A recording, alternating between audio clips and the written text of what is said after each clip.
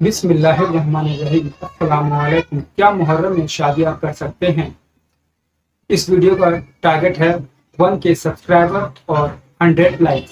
تو چلیے ویڈیو شروع کرتے ہیں۔ دوستو، جیسا کہ آپ جانتے ہی ہوں گے کہ بہت سے لوگوں دوارا کہا جاتا ہے کہ محرم کے مہینے میں شادی نہیں کرنا چاہیے، کیونکہ ایسے لوگ محرم کے مہینے کو شادی کے لحاظ سے منحوس مانتے ہیں۔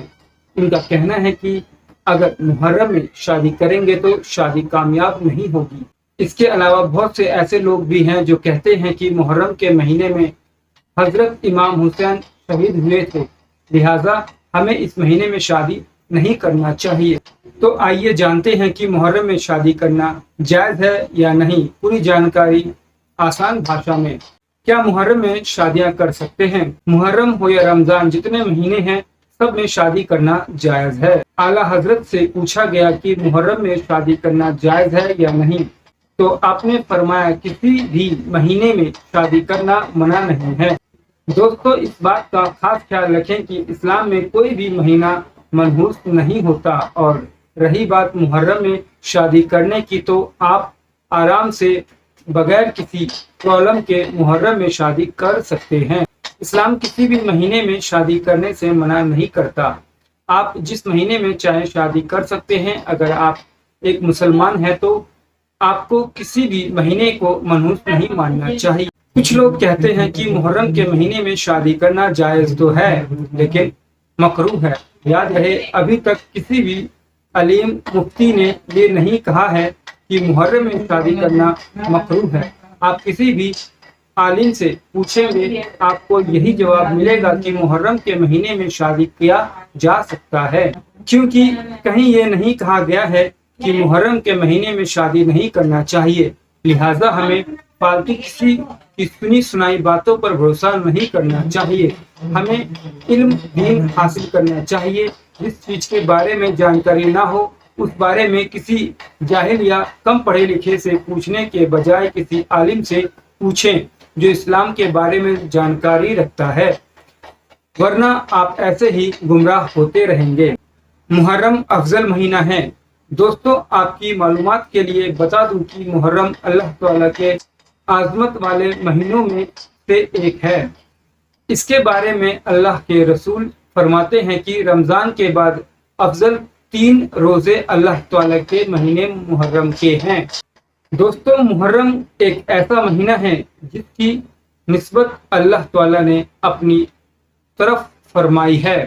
اس مہینے میں نافل روزے کا ثواب دوسرے مہینوں سے زیادہ ہو جاتا ہے، لہٰذا ہمیں اس مہینے سے بھرپور فائدہ حاصل کرنا چاہیے۔ اس مہینے میں غمگین ہونا یعنی ماتم کرنا اور شادی نہ کرنا یہ جاہلوں والا کام ہے۔ محرم میں امام حسین کی شہادت۔ اب اگر کوئی یہ کہے کہ اس مہینے میں حضرت امام حسین کی شہادت ہوئی تھی، لہٰذا اس مہینے میں ہمیں شادی نہیں کرنا چاہیے، تو ان کے لیے میں کہنا چاہتا ہوں کہ اس میں کوئی شک نہیں کہ امام حسین کی شہادت اتہاس میں بہت بڑی شہادت تھی۔ ہم اس دن کو کبھی بھول نہیں سکتے، لیکن اس وجہ سے شادی کو حرام قرار دینا اور اس مہینے کو شادی کے لحاظ سے منحوس سمجھنا یہ کہیں سے ٹھیک نہیں ہے، کیونکہ ہماری شریعت میں سالانہ برسی آتی کے موقع پر ماتم یا غم منانے کی اجازت نہیں ہے۔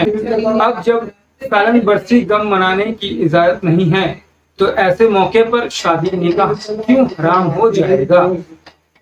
اور بات جہاں تک حضرت امام حسین کی شہادت کی ہے، تو ایسے بہت سے مہینے ہیں، بہت سے عظیم ہستی کی وفات اور شہادت ہوئی ہے۔ اگر ہم ہر مہینے میں غم منانے لگ جائیں تو ہمارے لیے خوشی کا کوئی مہینہ بچے گا ہی نہیں، ہم غم مناتے ہی پھریں گے۔